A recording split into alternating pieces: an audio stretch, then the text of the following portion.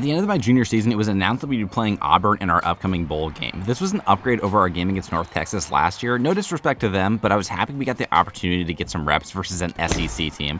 The game didn't exactly start how we had planned though. Their D was getting crazy penetration and I got strip sacked and Auburn recovered it at our 30-yard line. Luckily they didn't score. What was even crazier though was that their DBs were even better. They were clamping Chris Bell and Amari to begin the game on the outside. This forced us to run the ball even more and use screen passes, and we had a lot to figure out offensively, but after getting to Auburn's side of the field, Maurice Turner, our backup running back, ended up stumbling and getting laid out, and he fumbled the ball, and Auburn recovered it again. Going back to the idea of transferring after my junior year, I'd finally made up my mind. The UW scout had reached out to me to enter the transfer portal after our bowl game, and he even told me I should skip out on the bowl to make sure that I was healthy for spring training.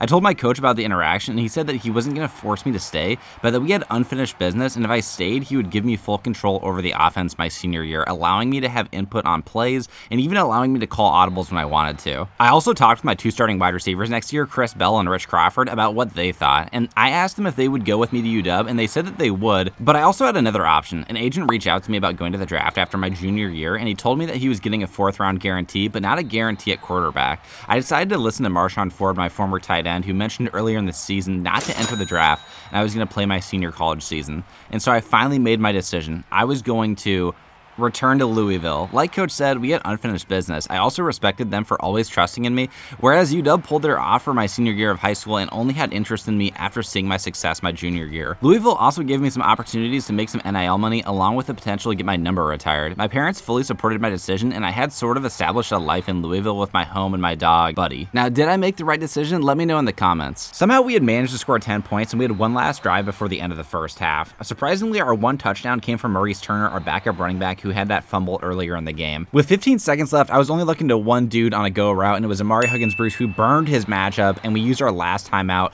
And then with 4 seconds remaining, we ran one more play, and I had Amari Huggins-Bruce wide open in the back of the end zone, and I didn't pull the trigger, instead taking a sack. And yeah, it was a huge buzzkill, scoring no points when we were on their 5-yard line, but I just rallied the team at halftime and told them we just had to stay the course. Auburn was clearly 6-6 just because of their defense. I trusted our defense to continue to lock down their offense too. We just had to keep doing the little things right, and if we got rid of the turnovers that we had in the first half, we would definitely win this game, and so that's what we did. Normally, I might be upset with how often Coach was calling screen passes, but I definitely understood it in this situation. With 4.5 minutes remaining in the game, pay close attention to how we were running the ball. We're doing a lot of quarterback scrambles and rollouts and a lot of read options and just straight up halfback runs to burn as much clock as possible. And I've mentioned this before, but winning a bowl game would be huge for the recruiting cycle. It continues to get us great players on the roster, and even though it's not going to matter much my senior season, what freshmen look like, is going to help the program long term. And I feel like the fact that I didn't enter the transfer portal is indicative of the loyalty I have towards Louisville. Anyways, on 3rd and 15, we get right down to the 1-yard line off of a pass to Sherman,